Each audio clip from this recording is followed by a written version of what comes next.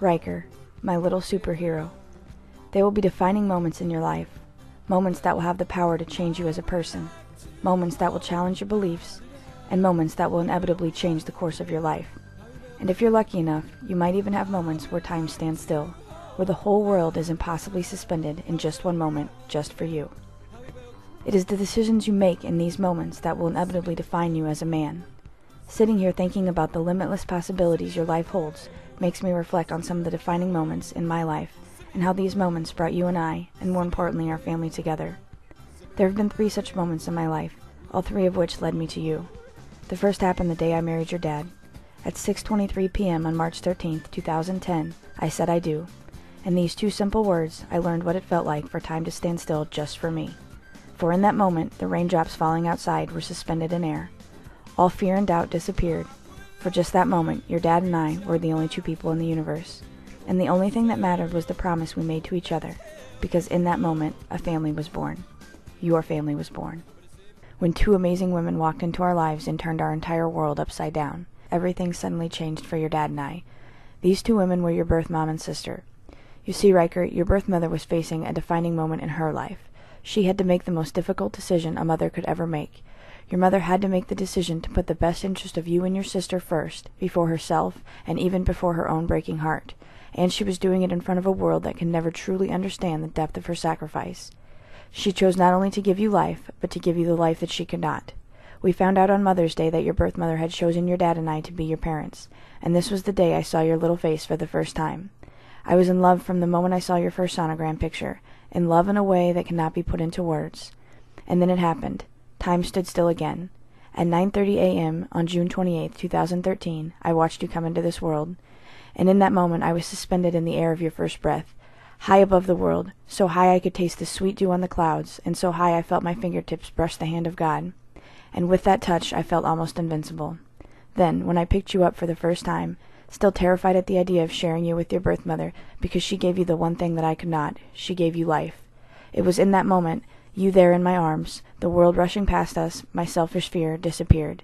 How could I not love the person who gave me everything and expected nothing in return, the person who fought for both your life and your future? It was then I realized that our family was not just growing by 1 that day, but by 3. You are the glue that holds this unlikely family together, and you will walk through the rest of your life with 2 mothers behind you, one who gave you life, and the other one to teach you how to live it. Just like the day I married your dad, it was pouring rain the day I took you home from the hospital. After I finally got you home, I realized I had absolutely no idea what I was doing. Within hours, you had pooped all over everything and rejected all of the expensive baby accoutrements your dad and I had bought for you. Your grandma and I took turns rocking you all night long. The second night, we found a sleeping arrangement that was more acceptable to you. We had so much fun in those first few days and will cherish every sleepless moment for the rest of our lives. Unfortunately, the happiness was short-lived.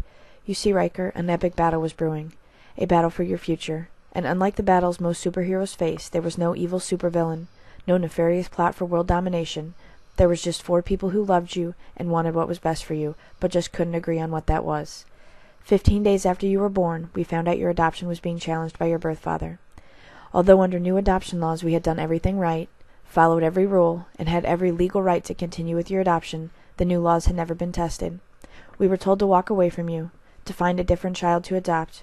We were told fighting for you could cost us everything. Your dad and I were devastated. You had only been our son for 15 days, but we couldn't remember our lives without you. In just 15 days, you had somehow taken my heart that had been broken into a million pieces by failed adoptions and miscarriages, and single-handedly put them back together, and the parts that had been irreparably damaged you replaced with pieces of your own. There was no way we could walk away from you. The promise we gave you the day you were born was more than just a name. It was a promise to protect you, to fight your battles until we could teach you to fight them on your own. It was a promise to be your parents, one we take very seriously. On September 12, 2013, we went to court to let a judge decide who would be your parents. We have never been so scared in our lives. The thought of losing you was unbearable, and the hearing went on forever. Then finally, after every lawyer had said their piece, it was time for the judge to make her decision. At 8:48 a.m., time stood still again, only this time it was different. Time was not standing still just for me, but for a room full of people. It stood still for your birth parents, for your dad and I, for your grandparents, for your aunts and uncle, and for our lawyer who spent her life fighting for the rights of women and children. And it stood still for you, for it was your life that teetered in the balance of the scales of justice that day. I held your dad's hand as he held you, a family of 3 connected not by blood but by love. The judge started to speak, and in that single moment I died 1,000 times, for this moment was different than the others. When I married your dad, I was the one making the decision to say I do. And the day you were born, if something went wrong, I knew I could save you, because that's what I did for a living. But this time I was powerless. The judge held all the air in my lungs, my heart, and my hopes and dreams for your future in her hands, and there was nothing I could do. As she read her verdict, the world went silent. I knew her lips were moving, but I couldn't hear what she was saying. I just looked at your little face, knowing it might be the last time I ever got to watch you sleep.